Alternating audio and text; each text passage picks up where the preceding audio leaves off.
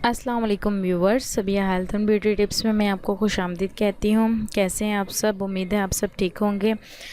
सबसे पहले तो उन लोगों का बहुत बहुत शुक्रिया जिन्होंने मेरी वीडियोस को लाइक किया, मेरे चैनल को सब्सक्राइब किया। Thank you so much. और जिन लोगों ने अभी तक मेरे चैनल को सब्सक्राइब नहीं किया, मेरी वीडियोस को लाइक नहीं किया, तो काइंडली मेरे चैनल को सब्सक्राइब भी करें और लाइक भी करें। आप वीडियो देख तो लेते हैं लेकिन ना चैनल को सब्सक्राइब करते हैं ना लाइक करते हैं, तो प्लीज़ चैनल को सब्सक्राइब भी करें और वीडियो को लाइक भी करें। आज जो मैं वीडियो आपके लिए लेकर आई हूँ वो जो स्याह गर्दन होती है उसको चमकदार और सफ़ेद बनाना।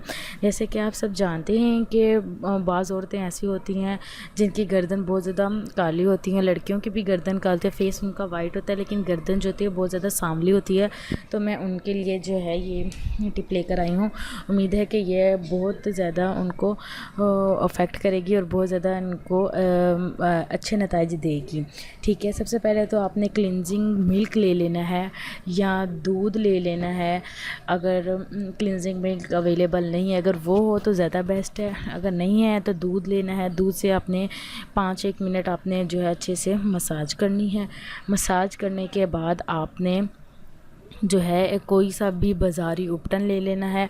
बाज़ारी उपटन एंड पे मैं आपको बताऊंगी कि घर में उपटन कैसे बनाया जा सकता है, लेकिन अगर बाज़ारी उपटन ही इस्तेमाल कर सकते तो मेरा बताया वो उपटन जो होगा वो भी आप यूज़ कर सकते हैं। ठीक है, उसके बाद आपने बाज़ारी उपटन लेना है। बाज़ारी उपटन के अंदर 2 चम्मच आपने दूध डाल के वो उसकी जो है आपने बाज़ारी उपटन के मसाज कर लेनी है।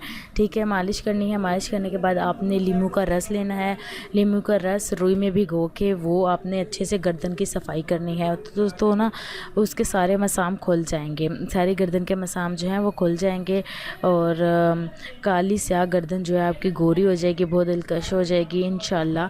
और अगर ये उपटन जो मैं आपको बता रही हूँ, ये उपटन अगर आप घर में बनाएं खुद से तो बहुत ज़्यादा इफ़ेक्टिव है। आपने बेसन लेना है 2 चम्मच और उसमें 3 चुटकी आपने हल्दी डालनी है। हल्दी के अलावा उसके अंदर आप डालेंगे 2 से 3 चम्मच दूध के डालेंगे और उसमें 1 चम्मच के करीब आपने गुलाब का अर्क डालना है और उसका पेस्ट बनाना है। अगर पेस्ट बहुत ज़्यादा गाढ़ा बने तो अंदर थोड़ा सा उसमें वो डाल लें, थोड़ा गुलाब का अर्क डाल लें। ठीक है, इंशाल्लाह आपको बहुत अच्छे और बहुत ज़बरदस्त इफ़ेक्ट हासिल होगा इससे।